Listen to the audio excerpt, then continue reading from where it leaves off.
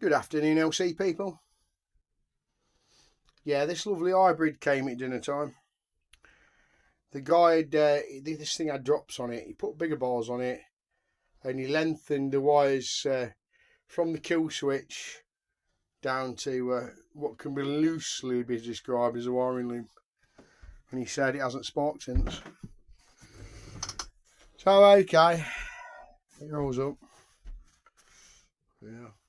Spaghetti junction, don't even begin to describe what's going on with this. I went through various tests and checks on the bike. Battery good. Servo works, so the Zealtronic's doing something.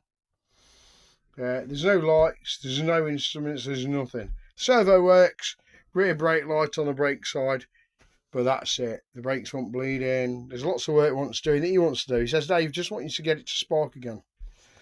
So I looked at what he'd done from his switch gear. Well, okay. I put 2.5 hours into it. And it's a bit of a story. I've tested as much as I can test out on it. I think it's had a new mag on it because I tested it all out. There's power going to where it should coming out of the mag and going into the Zealtronic. But the only thing that's coming out of the Zealtronic that's working is the servo. Because the loom was such a mess, I bypassed the orange wire from the Zealtronic. So it went straight up to there, you know, and still not a peep. I've tried various different things. I've come across this before. It might not have been anything the guy had done with the wires down here, but if he's shorted anything, I don't know what it's done to that box of tricks, this Zealtronic, because the last time I had one of these, it came from somewhere near Matlock. And the guy had the Zealtronic on 3 weeks and it stopped sparking and took it on board. And I got Roger involved and he put Zealtronics onto everything. 200 quid, yeah, great, brilliant. The only problem we got with all this, alright, they might not be expensive, 200 quid, 250 quid. The last one that went down, we found out you had to have them tested on an oscilloscope because you can't test them with a normal meter, so you don't know if they're giving out what they should and where they should. And the last guy sent it back off the back of Roger's email. They sent him another one, he wired it up, bang, bike were great. So my gut feeling is that thing ain't doing what it should. You can't test it out, like I said, without a oscilloscope, and I can't do any more.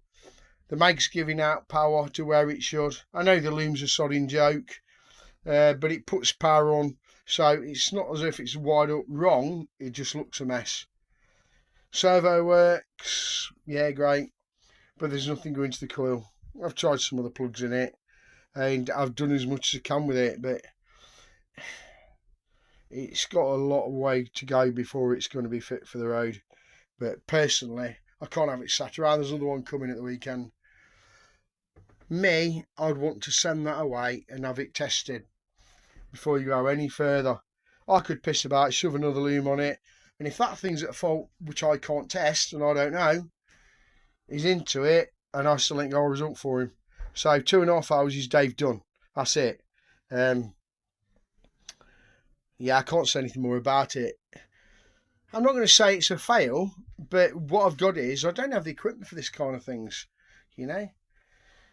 To test things out, I'm just a guy in a shed. You need the equipment, and I haven't got it. Who's got an oscilloscope, for crying out loud? Come on. Anyway, enough for this, folks. Yeah, Worcestershire LC hybrid YPVS. Part 1 and the end, I think, without having a brainstorm in the night, but I can't see it. No. Not got the bits to put it back to standard if you wanted to. A guy pitched up yesterday with a loom. Yeah, you could shove a loom on it, but if that thing ain't working, it won't really make any odds. We haven't got the standard equipment, the control box and the CDI to shove back on it to make it standard anyway. It's just one of them. Nothing else I can say. Thanks for watching. A disappointed Dilly. Dilly.